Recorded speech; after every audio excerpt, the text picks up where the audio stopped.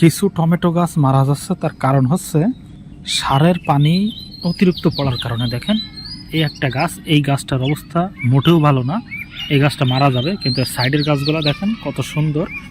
যেমন এই আর একটা গাছ, এই গাছটাও মারা যাবে আজকে এই অবস্থা। একটু রোদেই এই একটাও, ওই দেখেন গোড়ায় সার দেখা যাচ্ছে, এই যে গোড়ায় সারের দানা দেখা যাচ্ছে। তো আপনার এই বিষয়টা কিন্তু একটু সাবধান থাকবেন।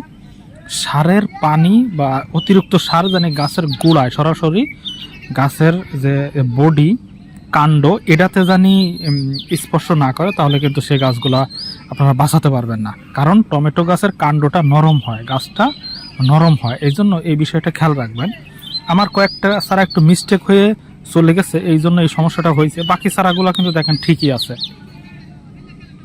এরকম আরও গুরুত্বপূর্ণ ভিডিও পাওয়ার জন্য চ্যানেলটা সাবস্ক্রাইব করে রাখুন, আমি প্রতিনিয়ত আপডেট দিব।